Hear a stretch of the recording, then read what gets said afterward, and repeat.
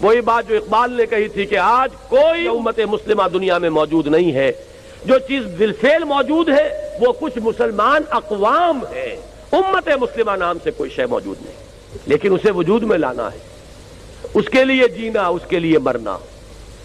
قُلْ إِنَّ صَلَاتِي وَنُسُكِي وَمَحْيَايَ وَمَمَاتِي لِلَّهِ رَبِّ الْعَالَمِينَ، یہ ہو مقصد، عمل کے لیے یہ ہو ہدف، اپنی صلاحیتوں کے صرف کے لیے یہ ہو میدان۔ دکھائیے جولانیہ اس میں، آئیے مل جل کر ایک امت بنیے، ایک اجتماعی قوت بنیے۔ اللہ کرے گا تو یہی قوت، اسی کو وسعت حاصل ہوگی، اسی سے وحدت ملے گی، اسی سے اتحاد ہوگا، اور یہ ہوگی وہ شے کہ جس کی اس وقت ہمیں سب سے زیادہ شدید ضرورت ہے۔ حالات کتنے بھی نامساعد ہو، ناموافق ہو، مایوس کن ہو، در حقیقت ہمارے لیے ہر حال میں راستہ یہی ہے۔ یہ راستہ ہمارے لیے اس لیے بھی ہے کہ مسلمان ہونے کے اعتبار سے بمصطفیٰ برساں خیش را کے دیں ہماؤس، اگر بہو نہ رسیدی تمام بولا بھی۔ لیکن خاص طور پر پاکستان میں تفصیل سے بحث کر چکا ہوں استحکام پاکستان نامی کتاب میں، پاکستان پر علامہ اقبال کا یہ شعر جو ہے 100% راست آتا ہے کہ اپنی ملت پر قیاس اقوام مغرب سے نہ کر، خاص ہے ترکیب میں قوم رسول ہاشمی۔ ترکی جی سکتا ہے، بغیر اسلام کے بھی زندہ رہا ہے، رہ سکتا ہے۔ کیوں؟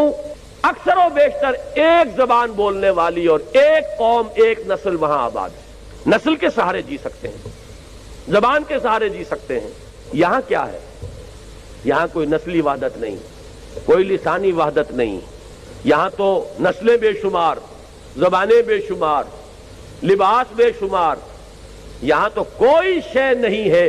اور پھر یہ وطن کا ایک بت ہوا کرتا تھا، دنیا میں اس کو بھی پوجا جاتا ہے، اس کو چکنا چور کر کے ہم نے ملک بنایا۔ ان تازہ خداؤں میں بڑا سب سے وطن ہے، جو پیرہن اس کا ہے وہ مذہب کا کفن ہے۔ نظارہ دیوی نہ زمانے کو دکھا دے، اے مصطفی بھی خاک میں اس بت کو ملا دے۔ نسل کی بنیاد پر قومیت، ایک قومیت کی دعوے دار اور علم بردار تھی کانگریس۔ ہم نے کہا تھا نہیں، وطن کی بنیاد پر ہماری قومیت نہیں ہے، ہماری قومیت کی بنیاد مذہب ہے۔ اسی اصول پر آپ نے جنگ لڑی، اسی پر ملک بنایا۔ کافر نہ توانی شد ناچار مسلمان شو، ہمارے پاس تو سروائیول کے لیے بھی کوئی اور بنیاد موجود نہیں۔ We have nothing to fall back upon، ہمارے پاس کوئی سہارا نہیں ہے۔